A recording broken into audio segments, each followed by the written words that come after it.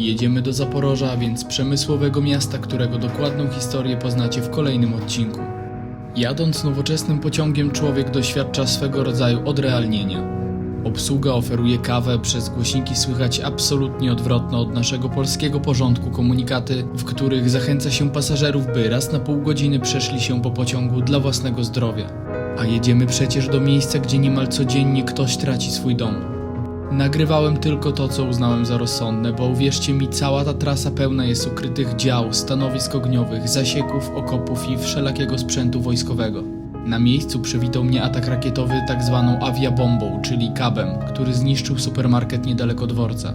Uczucie uderzenia zgoła przerażające. Po przyjeździe odebrał mnie jeden z wojskowych, co oszczędziło mi czasu na kontroli paszportu, bo każda osoba wjeżdżająca do tego miasta taką kontrolę przechodzi nie tylko na wjeździe, ale i podczas przemierzania go w różnych kierunkach. Całe miasto otoczone jest checkpointami, na których policja lub wojsko sprawdza tożsamość przejezdnych. Przyjrzyjmy się teraz terenom, które sąsiadują już z wojną. Wojną, która dręczy ten kraj od kilku lat.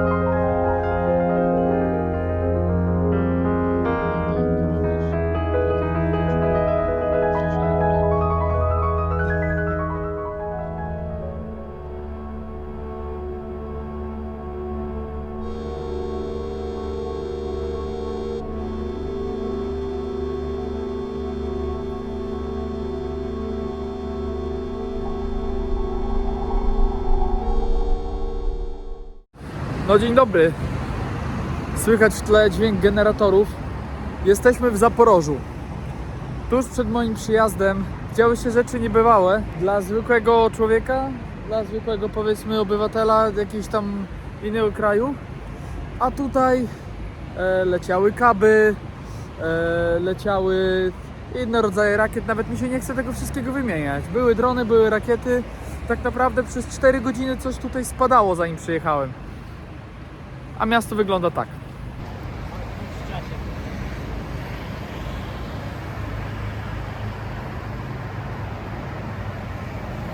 Nie ma lipy. Ludzie żyją, ludzie funkcjonują, ludzie pracują. Ale w ogóle tak, zacznijmy od tego, że nie mam zbyt wiele czasu. I oczywiście przyjechałem tutaj dla Was, moi kochani widzowie kanału Przedwczoraj. I oczywiście też dla tych, którzy teraz natknęli się na ten kanał. Jeżeli wcześniej go nie widzieliście, no to tutaj jest, wiecie co robić, subskrypcja. Można sobie to kliknąć. Więc przyjechałem tu dla Was, ale też jest parę rzeczy, które muszę załatwić. Jest tutaj robota do zrobienia, tak? No i kurde, najgorsze jest to, że wiecie, no to już jest... Nie będzie mnie słychać zaraz, ale to właśnie dlatego, że wszędzie pracują generatory. Patrzcie.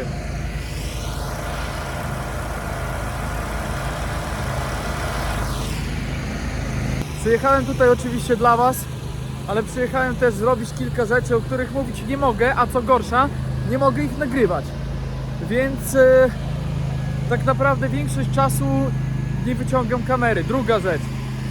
Wszystko tutaj już jest tak naprawdę objęte działaniami zbrojnymi. Więc nie ma szans, żebym sobie trzymał nieuważnie zupełnie telefon gdzieś przy oknie i nagrywał wszystko jak leci. Bo tam macie, wiecie, zbrojenia, po lasach stoją samochody, nie? Są porozstawiane wszędzie jakieś stanowiska ogniowe. Zasieki są. Tak się tu mówi, zasieki? Już powiem Wam, że mi się w głowie miesza od tych wszystkich języków. Generalnie, to tak sobie po prostu wszystko tutaj stoi. Wszystko jest pozabijane dechami. Wszędzie są już wojskowi. Też ciężko cokolwiek nagrywać ze względu na to, żeby ich po prostu nie nagrywać, bo po prostu domyślam się, żeby sobie tego nie życzyli. Więc słuchajcie, w tym przydługim wstępem zapraszam Was na materiał z Zaporoża. Nie mam zielonego pojęcia, co będę tutaj robił oprócz mojej roboty, ale mam kilka osób, z którymi chciałbym się spotkać. Kilka osób, które robią tutaj niesamowite rzeczy. Dlatego fajnie, że tu jestem. I fajnie, że to miasto mimo wszystko żyje. Bo są ludzie na świecie, którzy chcieliby, żeby tak nie było. A ono żyje. Tak wygląda. Słuchajcie, najdłuższy w ogóle to jest... Tak, chyba mi się wydaje, że tak. Najdłuższy deptak taki, wiecie, sklepowy w całej Europie. Więc jesteśmy tu. Patrzcie.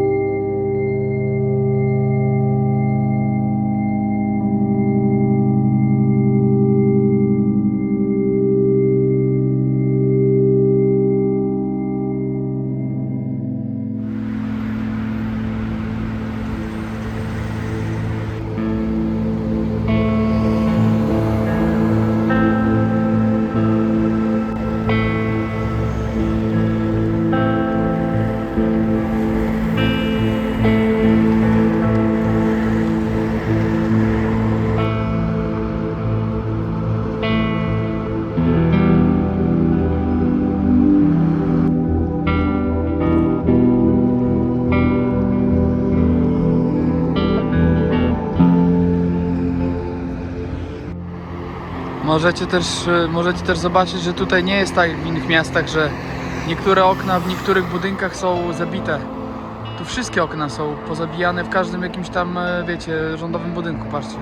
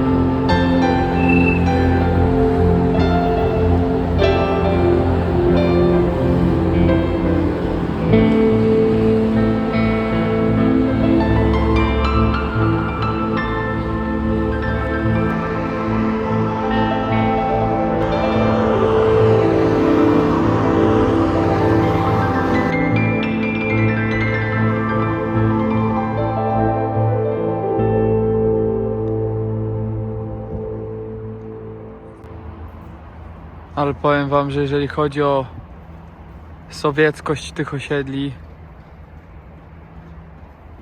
to jest top. Co sami widzicie. Wow. A my idziemy w stronę Starego Miasta właśnie takimi ścieżkami. Oczywiście bez busa, bo taki jest zawsze plan i zawsze takie jest wykonanie. Pierwsza trasa zawsze bez busa. Pierwsze takie obserwacje to też, że jest mnóstwo śmieci w okolicy, ale wydaje mi się, że nikt się tym nie przejmował w takiej sytuacji. No cóż, ekologia idzie na drugi plan, jak jest wojna. Kurwa, co tu się dużo dziwić tym ludziom, nie? Jakby, hello. Są różne rzeczy, którymi się teraz trzeba zajmować, a nie tym. Wydaje mi się. Ale śmierdzi. Ale powiem wam, że nagrywanie tu jest utrudnione ze względu na to, że niestety, ale tutaj świateł również nie uświadczymy w mieście. Czyli tak jak widzicie, robi się coraz ciemniej. Tu wszystko jest powyłączane. Możecie zobaczyć, na przykład tutaj jest budynek, go nawet kurde nie widać w kamerze, ale teraz rozjaśnię, o pyk. Jest.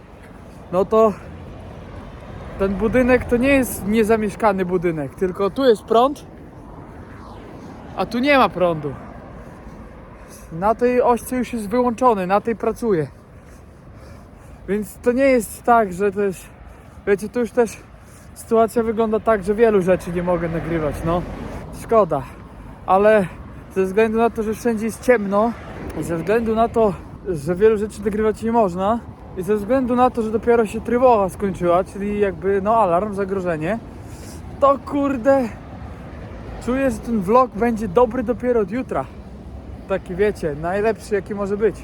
Dobrze, bo dzisiaj mam robotę, więc przynajmniej dzisiaj sobie porobię rzeczy, a jutro być może uda mi się nagrać kilka fajnych ujęć, żebyście zobaczyli trochę ducha tego miasta, jakim było przed wojną, bo to miasto teraz to jest, słuchajcie, ciężka sprawa. Nie ma lekko, tak wam powiem, no. Nie ma lekko i no tak jak mówię, zanim przyjechałem, to tuż przed tym ładowali kilka godzin tutaj. Bezpiecznie też nie jest w ogóle, już tak wiecie. Nie chodzi, że jest jak tam gdzieś indziej, tylko tu, no kurde, 30 km od frontu jesteśmy. No to ciężko będzie z tym vlogiem, ale dobra, nagrywam co, to będę gadał, że nie nagram, a i tak nagram, nie? Wiadomo jak ze mną jest.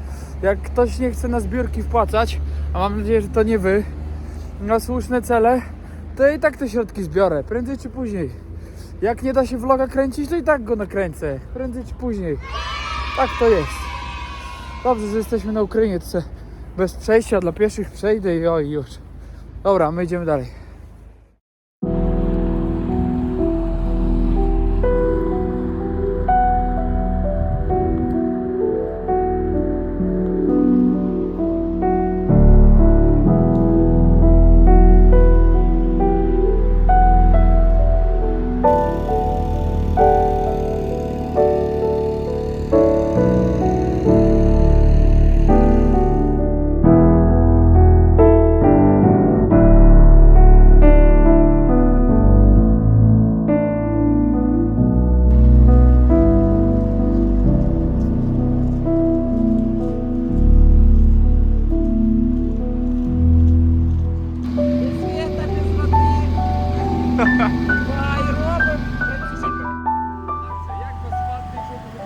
Доброго вечора, я з України, мене звати Галина.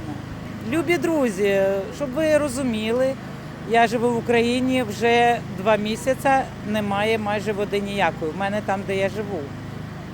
Так мало того, що нема води, ще й нема світла. І ті люди, які думають, що в Україні нема війни, вони дуже неправильно думають про це. В Україні є війна. Гибнуть люди, гибнуть жінки, дітки. Дуже багато наших повиїжджало.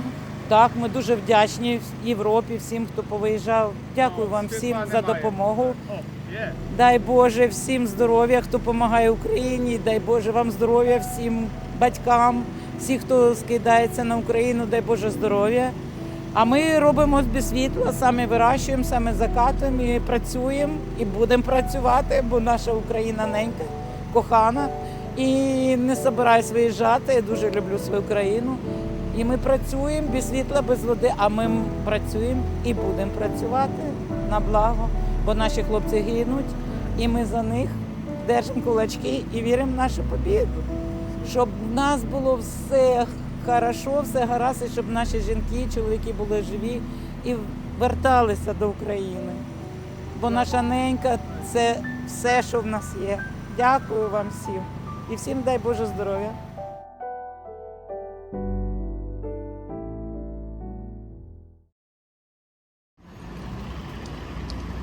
Jakbym poszedł w tamtą stronę, byłoby Stare Miasto. Ale nie pójdę już ze względu na to, że robota przed nami, więc po prostu jeszcze pokażę wam, co tutaj się dzieje i potem już powolutku wracam do pracy. Pewnie zobaczymy się albo dzisiaj na miejscu, jeżeli będę mógł coś nagrać, albo już jutro. Więc dowiecie się za 3, 2, 1, teraz. Ale zanim dowiecie się, co działo się następnego dnia, trzeba wam też wiedzieć, że tej nocy w Zaporożu ktoś stracił swój dom.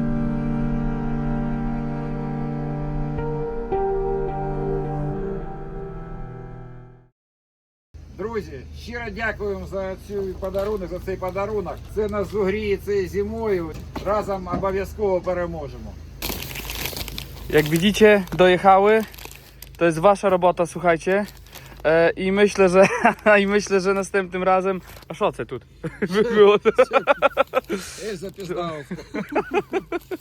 No i myślę, słuchajcie, że następna akcja to już po 6 takich przywieziemy, bo tutaj, no mówię wam, że potrzebna jest na takie rzeczy. I nie tylko na takie, o właśnie, o.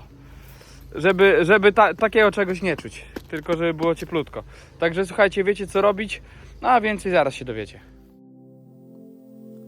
Moi drodzy, szybka informacja. I tak odcinek jest długi, więc nie chciałbym przedłużać, ale chciałbym was o czymś poinformować. Dostałem szybką informację od chłopaków z Zaporoża, od Legionu, że jest potrzeba na chemiczne chusteczki ogrzewające. Wrzuciłem to na Instagram, wrzuciłem to na TikTok, wrzuciłem to na Facebook. Nawet tam kilka informacji było na moich filmikach na YouTube. Akcja trwała zaledwie, ja wiem, 3 tygodnie, coś takiego. I to, co widzieliście przed chwilą, a co mam za sobą tak naprawdę na ekranie, bo właśnie kończę montaż tego odcinka, to jest 100 kg chusteczek chemicznych, ogrzewaczy dla żołnierzy Legionu walczących w rejonie zaporowskim. W tym momencie na ekranie możecie też zobaczyć paragon za całą akcję i powiem wam szczerze, że nie powiem, że się nie spodziewałem, bo się spodziewałem i powiem jeszcze więcej.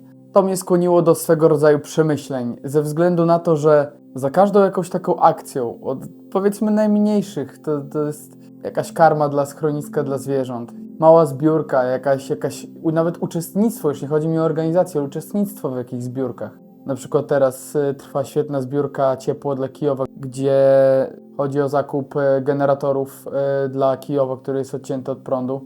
Nawet w tym momencie, przed chwilą, dosłownie przed nagrywaniem tego fragmentu, rozmawiałem z dziewczynami z Kijowa. No, Nastka, jak tłumaczysz ten odcinek, to sama wiesz, ile masz stopni w swoim pokoju. Dziewczyna ma 4 godziny na 24 godziny doby prąd i ogrzewanie, wodę i tak dalej. W każdym razie, wracając do konkluzji, rośnie we mnie takie poczucie, że możemy zrobić więcej. Że możemy pomóc więcej. No a wiecie, że sam wyjazd na Ukrainę i to, że ten kanał miał być stricte historyczny, a teraz więcej jest kontentu tego ukraińskiego niż historycznego per se na tym kanale, to jest taki efekt tego, że jak mi się coś w głowie już pojawi i faktycznie nie widzę żadnych logicznych przeciwwskazań do tego, no to ja nie umiem tego łatwo odpuścić. Ja będę w to szedł, bo to jest ta wewnętrzna siła, która człowieka powinna przez całe życie pchać do przodu. I wydaje mi się, że my faktycznie możemy pomóc jeszcze więcej. Czy to żołnierzom, czy to cywilom, czy to zwierzętom. My jesteśmy w stanie faktycznie odmienić bieg historii w pewien sposób dla niektórych ludzi. A każde życie to jest oddzielna historia, prawda? Niesamowita myśl i z tą myślą na razie was zostawię. Natomiast gwarantuję wam, że jeżeli zaobserwujecie social media, to niedługo usłyszycie o naprawdę solidnej akcji, której nie przygotowuję sam. I my faktycznie zaczynamy pomagać na całego, co mnie niesamowicie cieszy, mimo że sytuacja jest trudna. Dobra, gadu, wracamy do odcinка. А це що було? Френд, це завод огнетрійних матеріалів. Він готує цеглу, виробляв цеглу, з якої викладають доміни печі. Розумієш, да? Огнетрійні матеріали. От, і це велика територія, вона ледве-ледве працює, майже не працює. Тут все майже не працює, правда, Ну, зараз? Розумієш, це все було побудовано для Радянського Союзу. Угу. А ці об'єми, та виробнича програма, яка була в радянські часи, не потрібна. Росія все своє зробила. І почався занепад цих промислових підприємств. Мгм. Вони були побудовані в 30-ті роки минулого століття, коли тут збудували Дніпрогес. Мгм. Дніпрогес – це велика кількість електроенергії. Мгм. Гарна і дешева, тому що вода – це найдешевша електроенергія. Тому що вона природна. Так, розумієш, так, так, вона так, тече. так. Не треба добувати вугілля, спалювати, не треба добувати атом. І вона більш-менш не складна, умовно, ну, технічно не складна ці Мгм. турбіни, генератори. Це проще, ніж пар, високий тиск, температура, котли, газ зжигати. От, тому і щоб не витрачати ресурси на передачу електроенергії, Мгм. тому заводи почали будувати поруч. Сталелітейні заводи. Мгм. Щоб зробити сталь, треба кокс, треба феросплави, феросплавні заводи, треба оцей генітритних матеріалів, щоб пічі робити з кирпича, Ну так. викладати, ну і все, що для цього потрібно. І кожний завод це 3-5 тисяч працівників. Тобто треба дитячий садочок, їдальня, автобуси, які це ж цілодобова праця, розумієш? Так. На сталеварному заводі. Вот. Потім, коли вже є, виходить сталь, заготовка, з неї роблять щось чи труби, чи що ще. Це теж ланцюжок виробничий. Тому це таке велике місто виробниче. Знаєш, коли ми знаємо, що ми на східі, як такі рури всюди. З тепларняни, не знаю, як сказати. Станції теплові. Так, так, з так. трубами. Можна? Интересно, откуда вы с Польши к нам приехали? Хм? Откуда вы к нам с Польши приехали? Женщини, що тут відбувається? Скажіть. А хто буде казати? Так. Ося, Не, у меня, Так. у меня язык складывается. Це робоча обстановка в нас. Красиво, да. Це в нас робоча обстановка така. Ага. І для кого? То ми готуємо їжу. А для кого це? Це ми готуємо і для воєнних хлопців, Угу. і інколи для наших дітей, які тут підпрацьовують там з гуртожитком. Діти є в нас і діти-сироти, це ми їх теж кормимо. А в основному це воєнні хлопці. Угу. Декілька бригад у нас, яким ми допомагаємо. Волонтерно. навчатися. Волонтерно. мам. Волонтерно, так. Супер. Це волонтерно. Ты ж как хорошо Круто. сказала, а ты прямо боялся. На Украинское море. Це так. Оце файні такі судочки, глечики, фо їжі, для нашої їжі. І дівчата нам приготували капуста квашена з цибулькою, капуста, смачні бутерброди з шиночкою і гірчицею, з білим хлібчиком.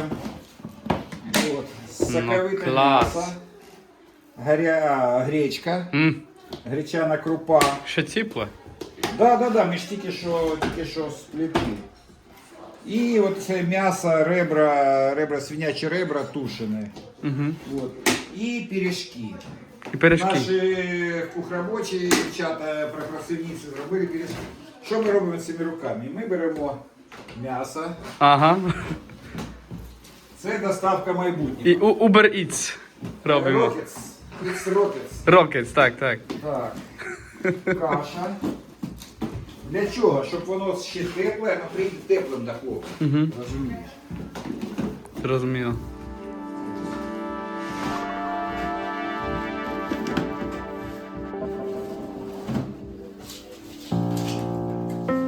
О, Uber О. Ukraine. сходини. Дуже дякуємо. О, йо, френд, сюди, да. My young Uber helper. Uber Eats з Польщі не знає адреси. Іди прямо.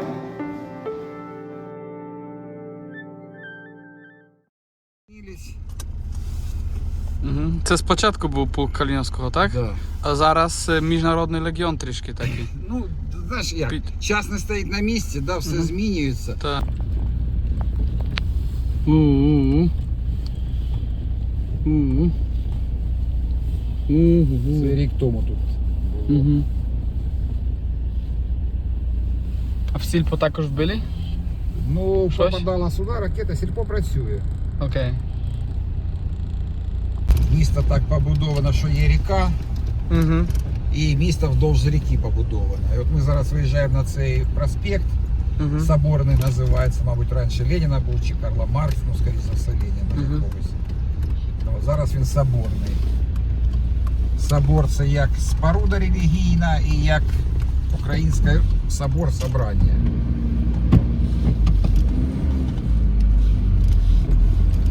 От з вокзалу ти отак їхав.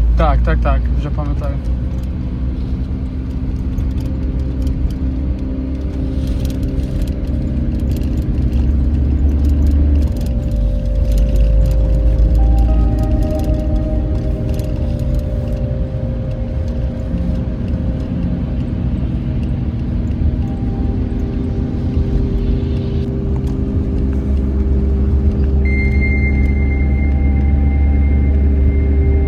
Я теж багато волонтерів. Так званий сталінський ампір. Тобто ці всякі колоски пшениці, подсолнухи, що от українці вони такі. Ну це була насаджена імперія радянська, цей стиль, колони, обрамлення колон. Оцей типовий кут цього будиночку, бачиш, серп, молот там і ці. Де він? Оцей. А тут є. Це така типова імперська радянська ця. Забудова, так. Да, забудова, і що от вони українці такі, цвіточки, гапак, танця, їх немає, они не народ, они просто малоросы, маленькие русские, маленькие российцы. Ці башти, вон там теж колони такі. Цілий був комбінат, коли це забудовувалось, цілий був комбінат, який це вироби робив, і там архітектори, дизайнери готували.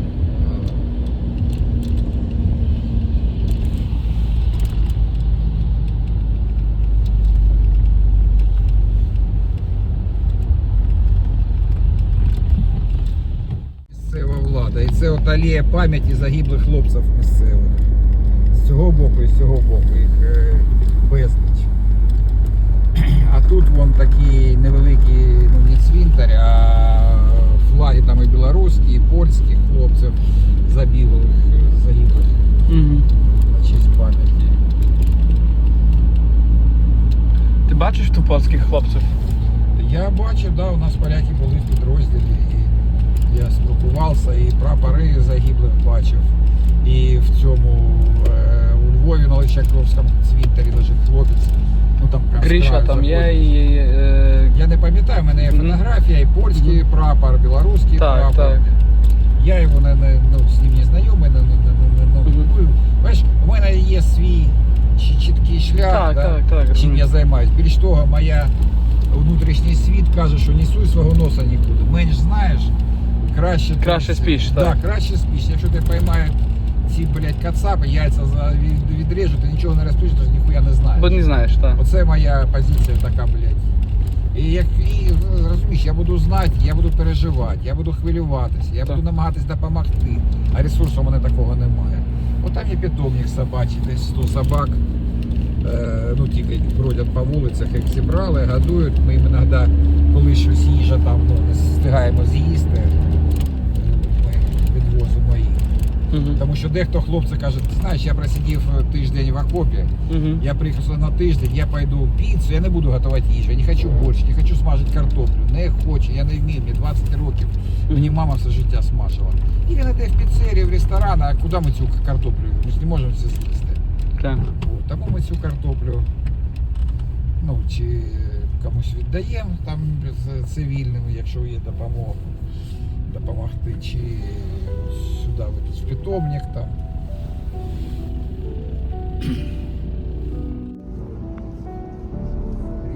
Zaporoże od dziesięcioleci było jednym z największych centrów przemysłowych Ukrainy. To tutaj działała legendarna huta Zaporizhstal, jedna z największych hut stali w Europie, a także zakład Dniprospectal, specjalizujący się w stalach wysokiej jakości. W Zaporożu powstała też słynna fabryka silników Motor Sich oraz biuro konstrukcyjne Iwczenko Progress, które projektowało silniki dla samolotów i śmigłowców używanych na całym świecie. Oj, bez numeru, blin.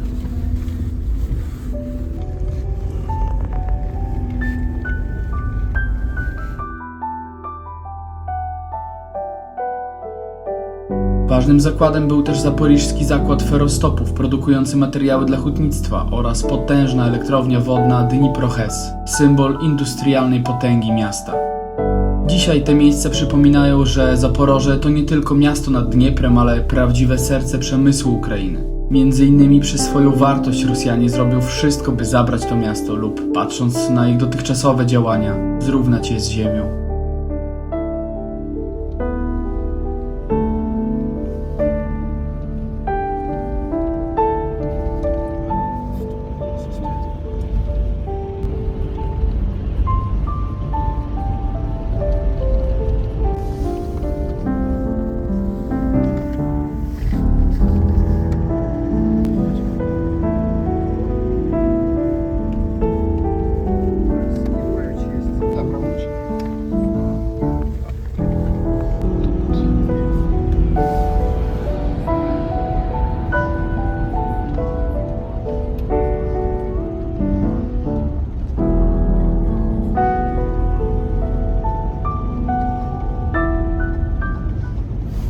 Тут вбив ракета там була, так? Так, Це. Отвір. Клас.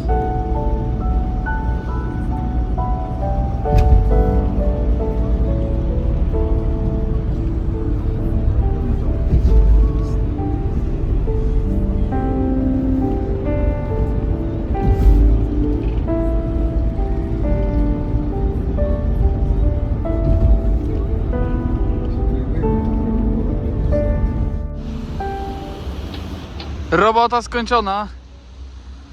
Zimowa atmosfera. Jak widzicie, trzęsę się cały. Jesteśmy pod portem pasażerskim, który oczywiście jest zamknięty.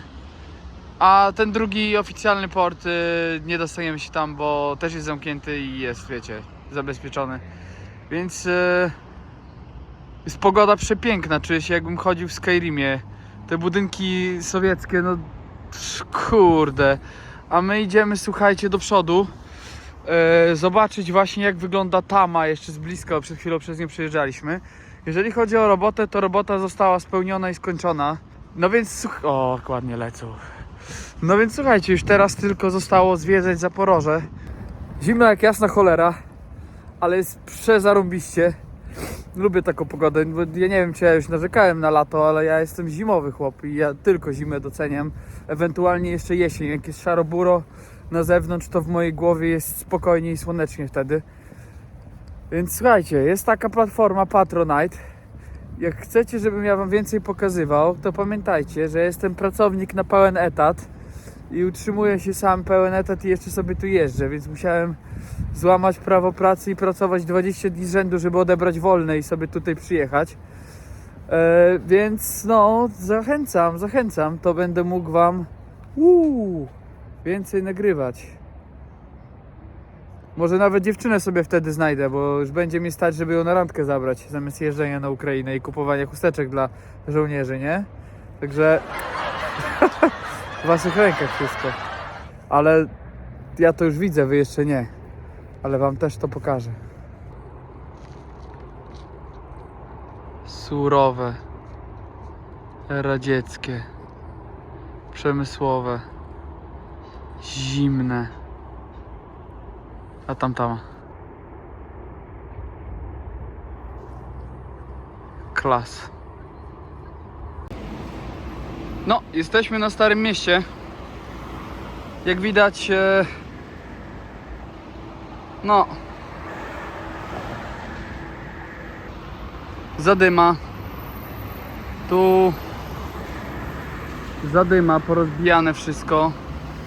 Tam wojenna fura, to nie będę pokazywał. Tu też tam było coś rozbite. Podejdziemy bliżej zaraz. Za tym metalowym płotem coś miało być budowane, jak widać, ale porzucone zupełnie. No to jest centrum miasta, nie? Wiecie, no. Co tu budować teraz? O, wszystko dechami zabite. Pójdziemy sobie w tamtą stronę. Chciałem tylko wam powiedzieć, że na przykład tak jak teraz stoimy, to walą w Dnipro i są kaby na Charków, więc no jest takie zarządzenie, że ogólnie są jakby teraz duże ataki już na całe terytorium Ukrainy, więc zaraz pewnie będzie tu, już trwoga była, czyli alarm był. Tylko że ja byłem jeszcze, wiecie, na robocie i w ogóle nie nagrałem. Nie wiem teraz tamto czy w tamto, czekajcie. Nie wiem. Chyba tamto. No właśnie. Patrzcie, nówka sztuka budynek. Nówka sztuka. I to pewnie jakaś świeża akcja. Tutaj była. Tak wygląda obecnie właśnie Zaporoże. Takie coś. I kominy. No, ciekawe gdzie walnęło. Gdzieś musiało obok pierdyknąć. Naprawdę. Może znajdę dziurę jakoś, ale wątpię, że nie będę tam właził. No, ale tutaj coś musiało ostro pierdyknąć. Jak widzicie, marszrutki też jeżdżą w mieście, autobusy jeżdżą w mieście, taksi jeżdżą w mieście i generalnie wszystko żyje, no. Wszystko jest rozpieprzone, wszystko żyje. Tak w skrócie. O, widzicie, kolejna marszrutka. Także transport jest. Tutaj tak naprawdę ludzie żyją. To nie jest tak jak gdzieś w Chersoniu, nie? Że naprawdę tam ciężko jest w ogóle, wiecie, chodzić pomiędzy ulicami, bo gdzieś dron leci. To po prostu jest normalne życie, no. Jeżeli to można nazwać normalnym życiem. No, dzieci, wiecie, to nie jest tak, że to jest jakieś wyludnione miasto. To cały czas się wszystko kręci. Tylko jak widać wszędzie są jakieś zbrojone fury i rozpieprzone rzeczy. Kroków dalej kilka. A tu proszę. No, czyli takie jakie były też i u nas. T-34 i sobie stoi, no i napisane: wojnam wyzwoleniem miasta Zaporiżi від niemiecko-faszystowskich okupantów. Hoftni 1943 rok. No... Ja się dziwię, że tu stoi jeszcze, kurde, ale stoi, no. Co tu zrobicie? No, w sumie coś tam jakby nie patrzeć było wyzwolone. Szkoda, że było dalej pod sowieckim jarzmem, a teraz znowu, kurde, okupowane czy atakowane przez ruskich. A do takiej szkoły byście chcieli pochodzić?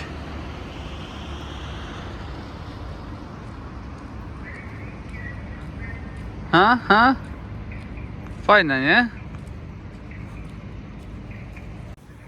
Kiedyś idę przez Białystok i akurat nam nowy dworzec postawili.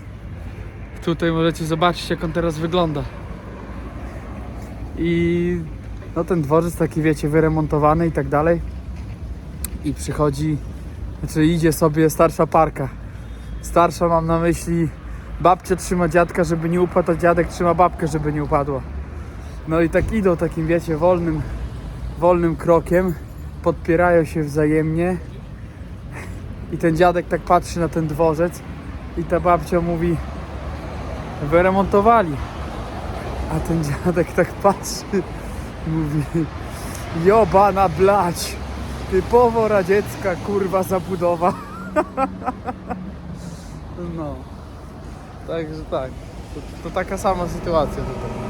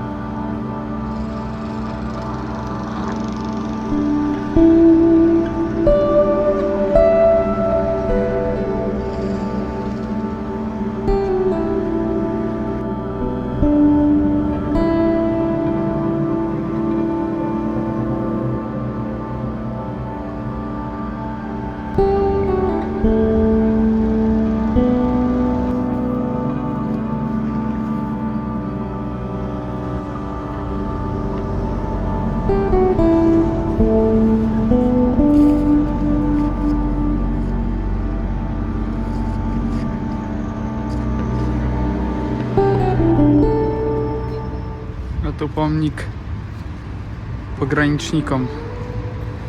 dokładnie z 41 roku, ale znaczy dla tych z 41, ale tutaj dla wszystkich pokoleń napisano. No, dużo tego tutaj jest, faktycznie. Ale wszystko, co mnie otacza, zobaczcie.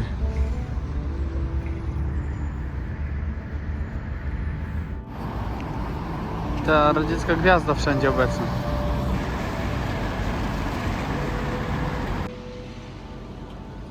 Rok 54. Napisane.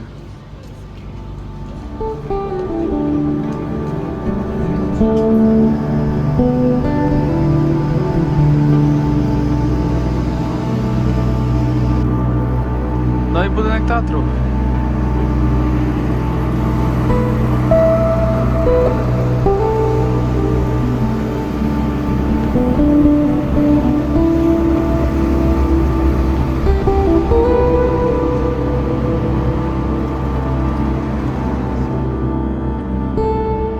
Tutaj cerkiew. Taka jak macie napisane, ponieważ jest trwoga i wyłączona jest lokalizacja, żeby wróg nie przejął jej na swoje, wiecie, korzyść, chociaż podobno korzysta teraz z sieci telefonicznej. Ja tam się na tym nie znam.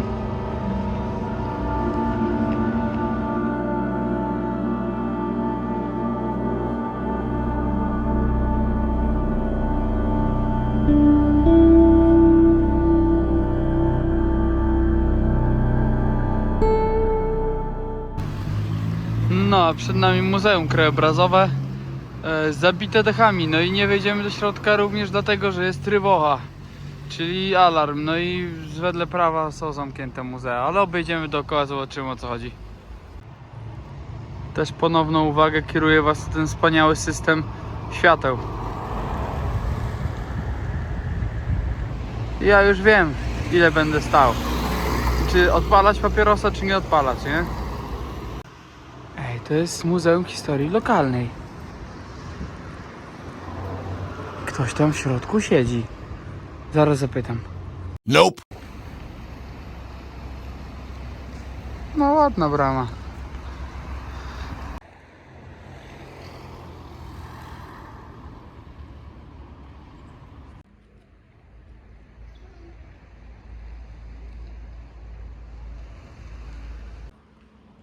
Tu jakieś turbocentrum handlowe obok takiego bloku.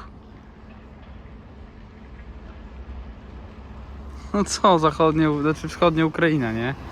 Nowe, stare, zniszczone, nowe, zniszczone przez ruskich, naprawione przez Ukraińców. I tak w kółko. Mówmy się, to nie jest miasto do jakiegoś wielkiego zwiedzania. Raczej chcę oddać klimat tego miejsca. Tu się nie siedzi, tu się stoi, się pracuje. Jak na siedzącą? Tam się nie siedzi, tam się stoi, się kibicuje. Mawiał klasyk.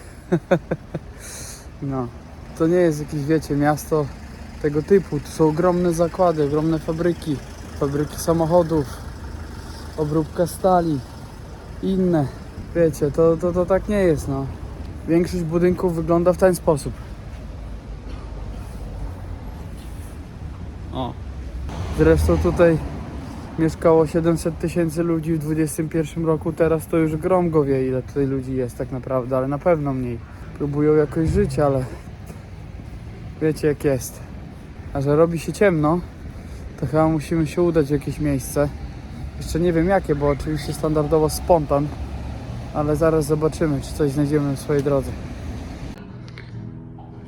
A w chwili przerwy jeszcze wbiłem do kawiarni właśnie. No i wiecie, klasyka, Free Azów, jakieś książki. Mamy, wiecie, Oscara Wilda, portret Doriana Greya, jakieś inne. Ale to mnie zaciekawiło, nie? Co to jest? Jobana Rosja.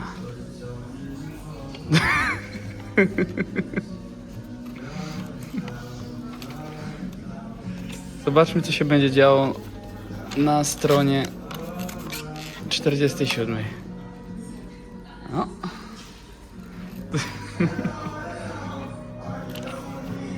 Mniej więcej to samo.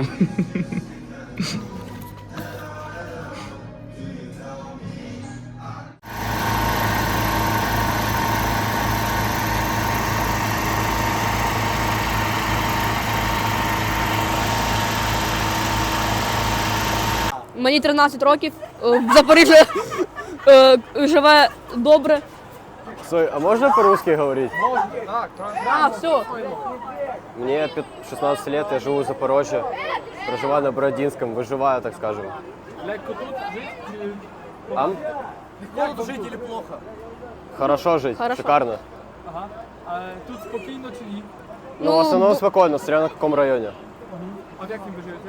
На Бородинський. Бородинский. І там як? Все шикарно, Ну, нормально. О, супер. прилетов нема. Школи ваші відкрите все? Все закрыто в основном. Закрите? Да, ну так, 50 на Некоторі 50. відкриті. Там частные бывают открытые. Ага. Що ви у майбутніх думаєте? Ну, думаємо, все добре буде. Думаю, все хорошо будет. Думаю, выживем. Ваші батьки воюють чи? Не, мой не Не воюет. воює. Окей. А ваші друзі також тут остались? Ну, в основном да, некоторые. но некоторые уехали. Да. Окей. Не всі. Не все, Не да. всі, да. І де вони зараз? В основном Польша, Германия Польща, Германія. и Швейцария. Що ви думаєте про Польщу? Про Польшу. Ну Ну, там все круто, как Там- по видео смотрим. да. По відео все добре. Народ хороший. да. Народ хороший. Так, А, привіт, Запоріжжя! Idę teraz tą Aleją Pamięci i to mnie, wiecie, jakoś rozczuliło, bo no to nie chodzi o tego kotka. Wiecie, co mi to przypomniało? To mi przypomniało o tym, że każdy z tych chłopców, którzy tutaj zginęli, każdy z nich to nie jest maszyna do zabijania. To nie jest twarz na plakacie. Każdy z nich to jest historia człowieka, który lubił jakąś muzykę, który kochał zwierzęta, który jadł często jakieś jedzenie, które mu smakowało i je gotował, który miał swoje przyzwyczajenia. Każdy z nich mógłby dać coś światu jeszcze, nie? No i ktoś im tę możliwość zabrał. A oni tę swoją możliwość oddali za to, żeby inni mogli dalej robić to, co robią, być tacy, jacy są. Bo o to w tym wszystkim chodzi. Chodzi tutaj o to, że to jest kraj wolny, atakowany przez ludzi, którzy chcą ich jako kolejnych już ludzi zniewolić. To samo się stało z Czeczenią. To samo się dzieje zawsze, kiedy Rosja gdzieś wchodzi, kiedy kogoś wyzwala. Od lat. Tu nie ma nawet o czym gadać. I oni chcą naprawdę być wolni, oni chcą naprawdę uczestniczyć już w tym wolnym świecie. Więc dla mnie to jest rzecz oczywista. Kto tu stoi po dobrej stronie historii, kto tu walczy za prawdziwą wolność i kto tu jest prawdziwym bohaterem. I może dzięki temu zrozumiecie, że kiedy mówię sława Ukrainie, to oddaję cześć tym wszystkim gościom, którzy tutaj przelali krew i oddali swoją. O tu wgrywać. Tutaj uderzyło. Да, і отвори дири є так само.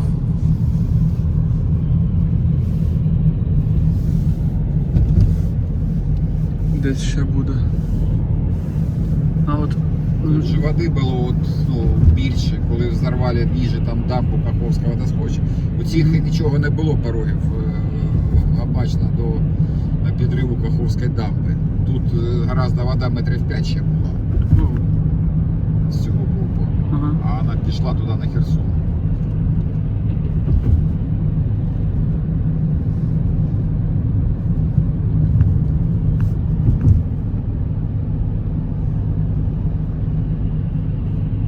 А тут.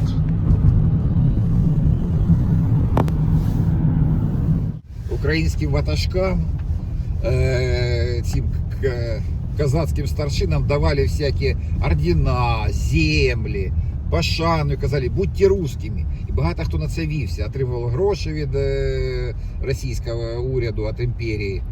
І там всякі Разумовські, графи, і інші, там, які в Москві, в Петрограді, Ленінграді тоді мали великий статус, вони іменно були куплені цей статус. Їм давали маєтки, давали землю, давали цих козаків, крестьян, і вони дуже добре себе відчували там. Ну, такі люди запроданці, не продали родину в угоду. Але з сьогоднішньої точки зору, таке бачення, їм теж треба було вижити і бажано щось таке було мати. От. І так все життя нашу землю Російська імперія знищувала. Ви трохи далі були, ми якраз знову були буфером, як зараз буфер між поляками і русскими. Ну, понятно, що є якісь там окремі шматочки, а як Калінінград, я не вважаю, що то Росія, то опять-таки захоплена земля, Кенігсберг. От, якісь невеликі шматочки там недалеко від кордону. Але ми як тоді були буфер, коли там татаро-монголи йшли, коли там військо польське, коли гайдамаки, якось цим буфером. Так. Україна була чистим буфером. Кожної війни. І шлаком хандловим, маркетним і... І смотри, і ці ті війни, і оця Друга світова війна по нашій території туди-сюди, Так, по так. вашій, і по нашій. Так. Так, ми вже майже приїхали, забираємо нашого Ага. водія, хлопця. Я слышав, що була така ситуація, що там в 2010 році русські хотіли викупити більшість українського економічного якогось добра, наприклад, там, фабрики, а українці не хотіли продати. Бо ціни були такі. По-перше, це смотри, якщо розглядати це як бізнес, покупець завжди бажає придбати максимально дешево, так? Так. А продавець максимально дорого. Тут нічого в цьому страшного немає, зайшли в ціні. Але ідея була, щоб це було все Росія і багато заводів, багато обленерго, там багато російських грошей. Угу. Багато російських грошей, які їм ще з СССР щось достали, щось потім заробили. І зараз йдуть процеси, ми розторгаємо ці договори, забираємо ці там і обленерго, і заводи, і фабрики. Так. Це публічний простір. Бачите, тут ще відожив. Нормальний в радіус. Може гнався, блядь, новенький. Ай-яй-яй-яй-яй. Новенький Рено, блядь. Це, блядь, герої проважають. Запоріжжя. Зупиніться. Проводжаємо героя на щиті. Шануйте пам'ять героїв.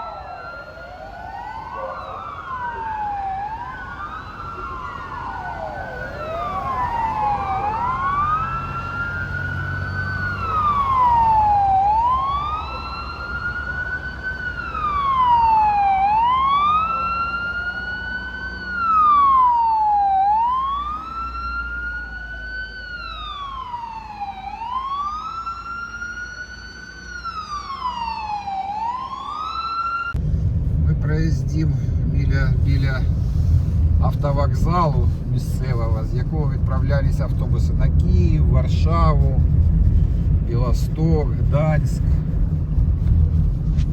Львів.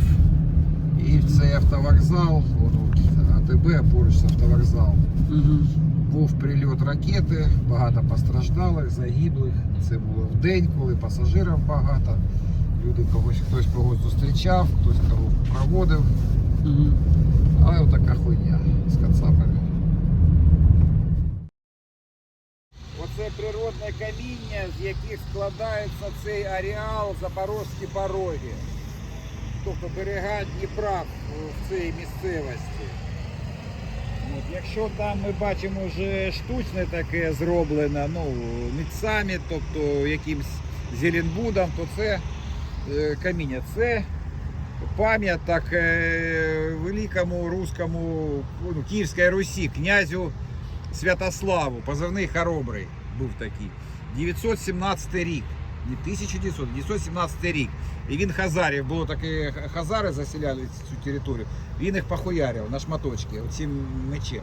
В ті часи ще шабель не було, ще була кольчуга, і тому що, ну, казаки в кольчугах не воювали, ну це важко на конях.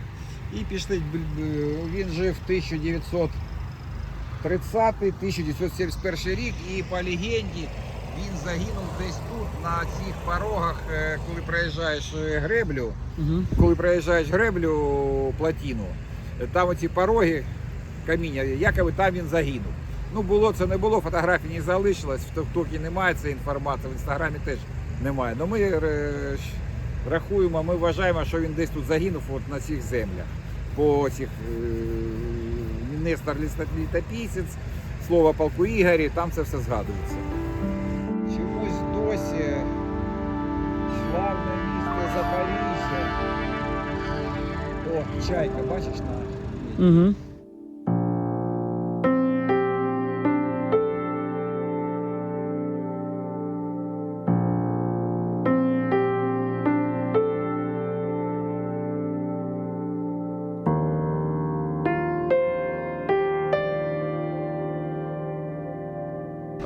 Ми бачимо от цей будиночок, Запорізький державний медичний університет надпись. Це медгородок називається. Там гуртожитки, де студенти, там лікарні, студентські лікарні, інші, де навчаються. І півроку тому туди 2 ракети прилетіло, в цей медичний городок. На даху надпись. На жаль, багато людей, які залишають за собою чи от будівельне сміття, щось робили, чи якесь битове сміття. Ну, на жаль, так. Tak, jest dużo niestety śmieci i dużo ich jest po prostu pochowanych po lasach czy po jakichś miejscach, gdzie mało ludzi jest. На мою думку, тут був приліт і вибух.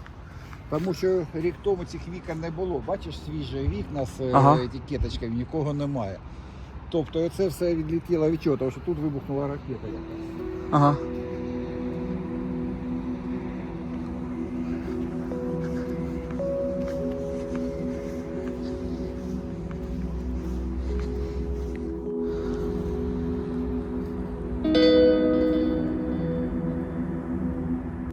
От до початку війни, до того, як кацапи зруйнували Каховську ГРЕС, Каховську греблю, Каховське водосховище біля Херсону, це ніже по течії, то вода доходила до цих дерев. Тут були пляжі, відпочивали люди, з собаками гуляли, було весело, добре. І те ж саме з того берега ще десь 5 метрів вище рівень води був.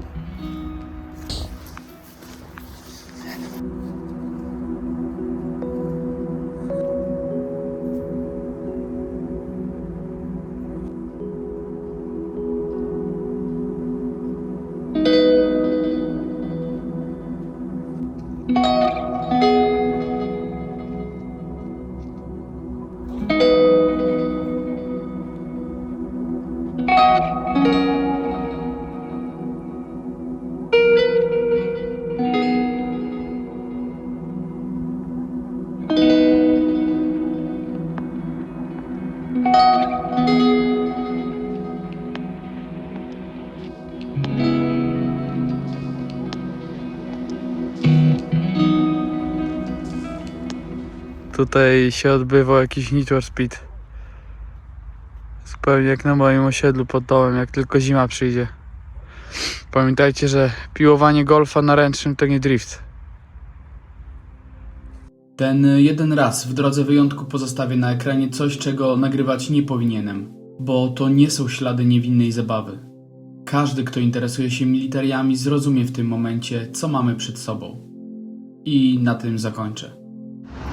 В цьому парку ми бачимо зроблено укриття для того, якщо повітряна тривога, якщо хтось поруч відпочиває, приходять сюди і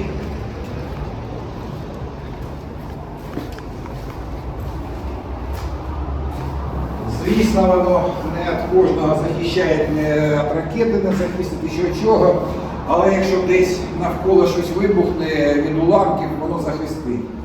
І навіть всі ці соромні надписи, все це зачистять, прибирають. Понятно, десь вода з груду тягнеться, але тут можна безпечно провести якийсь час. O! A, już się duma? Okej, nieważne. Ty знаєш, що я думав, що це є? Що це осеча? Да, тут. Я думав, що хтось.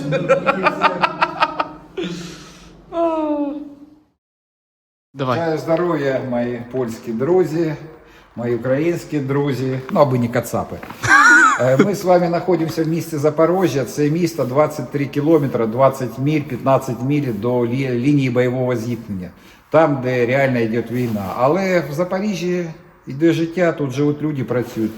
Це один із крупніших українських автомобільних музеїв. Музей у нас по більшості приватний зараз. І це колекція, технічна колекція.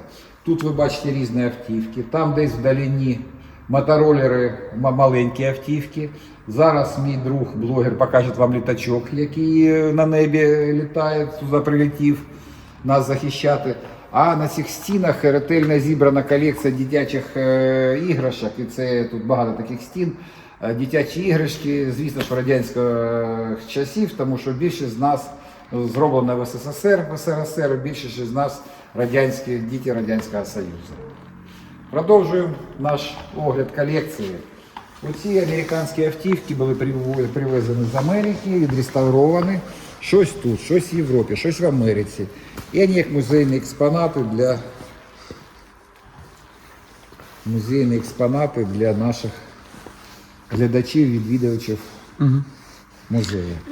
Я думаю, чи всереду є нормальний silnik, engine. Майже всі вони рухаються. Я сам тут мав автівку, потім я продав її. Я тебе покажу, Б'юік 65-го року. Ага.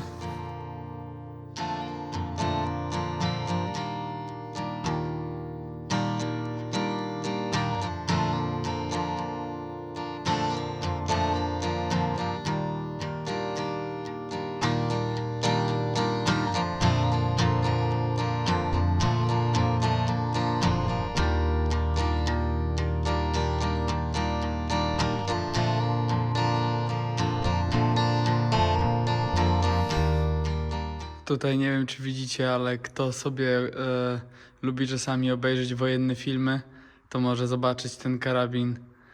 W każdym z tych filmów macie absolutnie inny dźwięk, który wydaje się z tego karabinu.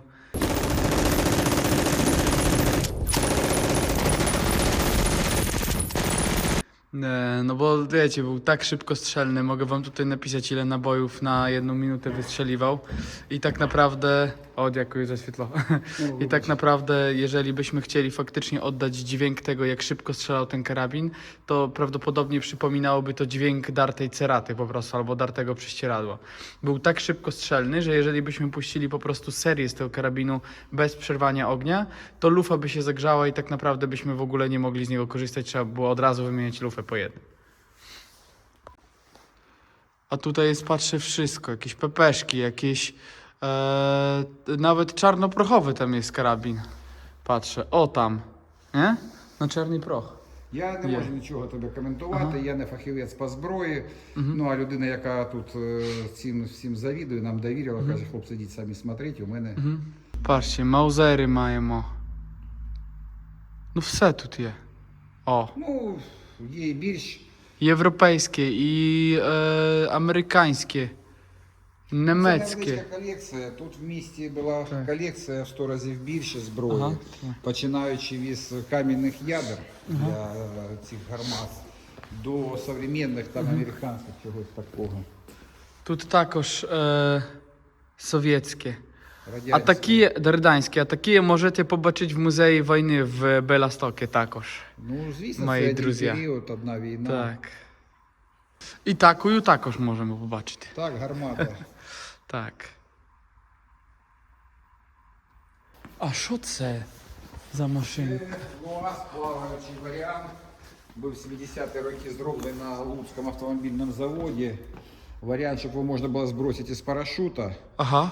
Це евакуатор, це кладеться сюди, борти відкидаються або як ноші використовуються. Ага. Лебедка, щоб раненого підтягнути.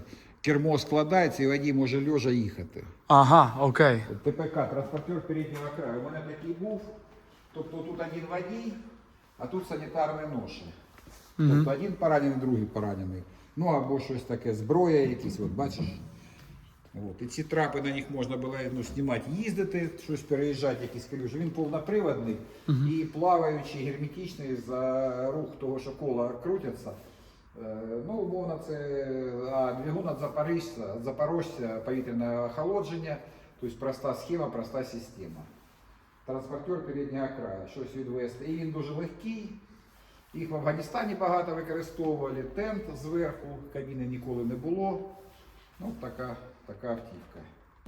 No powiem wam szczerze, że jako były pracownik Muzeum Wojska, to aż szkoda, że się trochę śpieszymy, jeżeli o to chodzi, bo mógłbym tutaj spędzić cały dzień. Ale powiem wam, że podwójnie mi się serce kraje, jak sobie pomyślę, jak blisko to jest tak naprawdę w linii frontu i że te wszystkie rzeczy, które przetrwały tyle wojen, tyle czasu, tyle różnych państw, że one znowu są kurde zagrożone. I znowu zagrożenie płynie z tej samej strony, no. To wszystko, co przetrwało pierwszą wojnę, drugą wojnę światową, tu widzę czarnoprochowe karabiny, odznaczenia bardzo stare, więc nie tylko te wojny, ale też wszystkie inne. To wszystko znowu jest 23 km od miejsca, w którym nowsza broń pracuje, nie? Także szkoda. Ale słuchajcie, jeżeli jest ktoś, kto faktycznie chciałby przyjechać i zobaczyć, to powiem wam szczerze, że jedno z fajniejszych muzeum, w jakich byłem w życiu. І у нас є френд. Tak. Да, є френд, позивний ретро. Дзвоніть нам Да, і пишіть нам, донатьте нам. все буде гарно.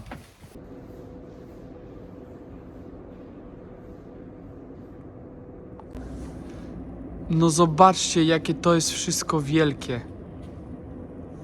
Tutaj wagony stoją kolejowe, wy to rozumiecie? Розумієш, тут завжди було велике сільське господарство, тому от з цього боку, як до царської Росії, до Леніна, до як виробляли, вирощували збіжжя, збирали врожай, саджали цей куточок присвячено сільському господарству, який дало підйом економіки. Це військова техніка, Ага. пожежна. От, смотри. Пожежна драбина знайшов на сміттєзвалищі, подарував музею. Я.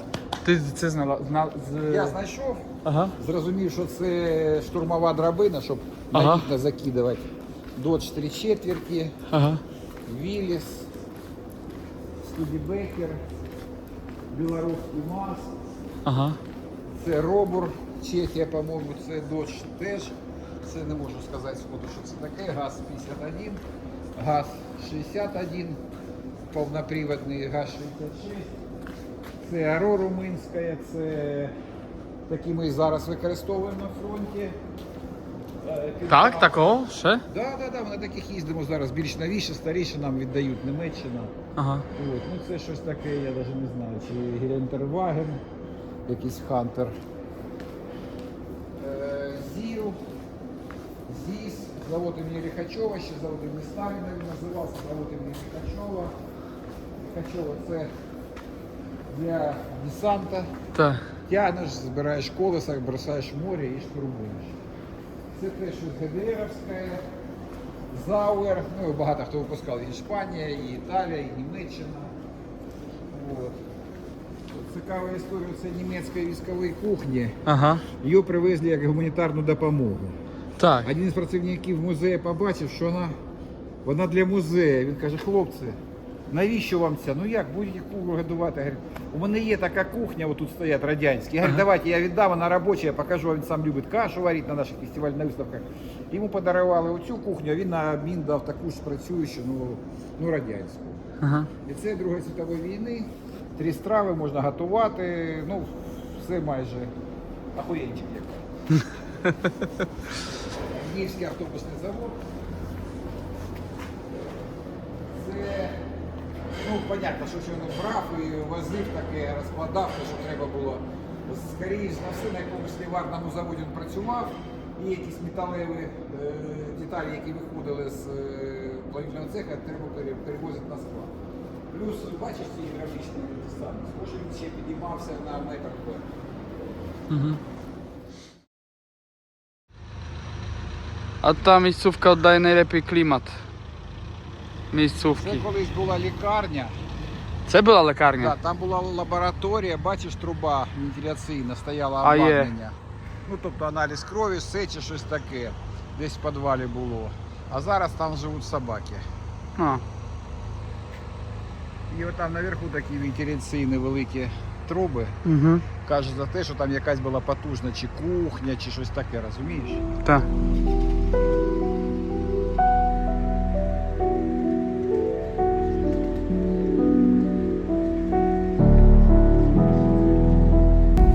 Праворуч дерев'яна, відбудована як реконструкція там в лісі цього, ну, Козацької січі, козацьких оборонних споруд. Ліворуч сучасний музей козацтва. Угу. У нас або туди, або сюди, куди ми покажемо. Swoją drogą to słuchajcie, tutaj są dookoła miejsca siły, uznawane już od dawna przez kozaków, jeszcze wyznawane, z tego co się dowiedziałem. I zobaczcie, jaka tutaj trawka rośnie. To jest koniec roku, koniec grudnia. Zobaczcie, jak to wygląda wszystko. A my jedziemy do Muzeum Kozackiej tutaj, no nawet nie wiem czego w sumie. Czegoś związanego z kozakami. Це на пам'ять Дмитра Вишневецького з позивним аватаркою Байда. 1516 рік, 1563 рік. Це він був ватажком козаків, атаман козацький, один із перших козацьких гетьманів України, який в 1504 році здобув на Малій Хортиці, збудував, зробив здесь свою резиденцію, здесь, ну, почалася Козацька Січ. Тобто він був сказав, що це наша земля. Тут будуємо склади, фортеці, навчаємо козаків, і тут ми нікого не боїмося. І кацапам пизда, він казав. У поляків є свій Байда, у нас є свій Байда, але кацапам він хуй пизда. Tak jest.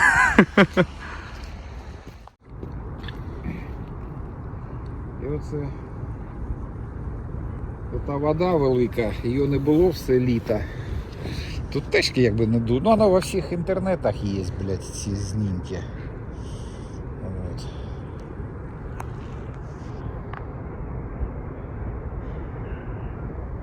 От це всього вода була заліта, аж там, бачиш, бетон. Угу. Тобто ці камні стирчали тільки макушки. Оцих отмелей не було. Тут на катерах плавали, все було. А скажи о тим Тарасі Шевченці. Є легенда, що наш ватажок, наш кумір Тарас Григорійович Шевченко дуже бажав приїхати сюди, на це місто сіли, передивитися на ці пороги, на як, ну, понятно, що це греблі ще не було, передивитися, як це все відбувалось на Січі, тому що він пізніше вирос і народився. І тут є стежка, ну, дорожка, стежка називається Тараса Шевченка, якби він тут ходив, і навіть є замальовки, як він з цих місць щось малював. Ну, я не перевіряв цю легенду, треба погуглити або спросити чату. No ale niestety oczywiście jak Rosja robi jak zwykle to samo, czyli kultura nie może pracować, kiedy Rosja jest w pobliżu. Dlatego niestety tutaj muzeum ze względów bezpieczeństwa też jest zamknięte. Tam macie takie odbudowania zabudowań kozackich.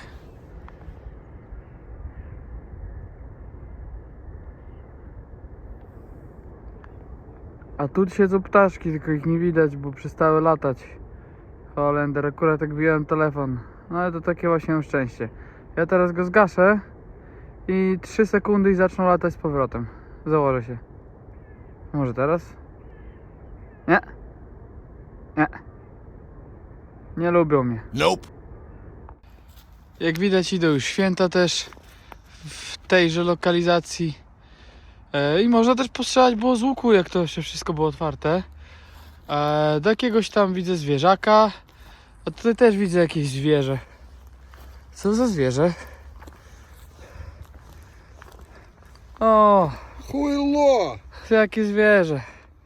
Ale вже Поруч у нас. мертвий. Мертвий, бачу. так? А хто там поруч ще? Давай передивимось.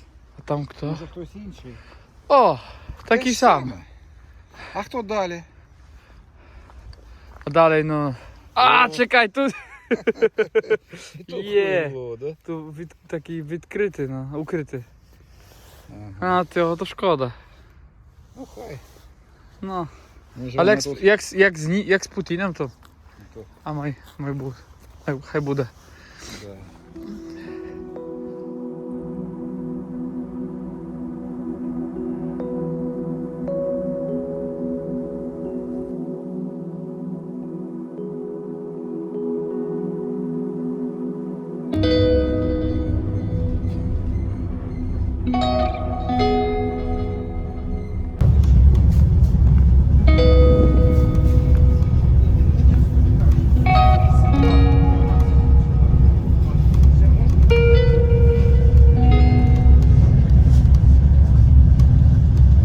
I to już koniec naszej podróży do Zaporoża. Wielu z Was pytało mnie, jakie to uczucie wracać do Polski po pobycie w takich miejscach. Odpowiem najszczerzej jak mogę. Każde miasto Ukrainy różni się od siebie. W każdym znajdziemy innych ludzi, inne zwyczaje. Za każdym jednak razem, niezależnie skąd wracam, wiem, że przyjadę tu ponownie. Jeszcze raz witam nowych widzów kanału. Dziękuję wszystkim wspierającym lajkiem, komentarzem, podbiciem, subskrypcją i przede wszystkim subskrybentom serwisu Patronite. To dzięki Wam mam pewność, że naprawdę wrócę, żeby pokazać Wam te miejsca. Dziękuję też wszystkim angażującym się w akcje humanitarne i okazującym pomoc w dowolnym miejscu na świecie. Tylko dobro jest w stanie stanąć na drodze złu. Nigdy się nie wahajcie. Do zobaczenia przedwczoraj.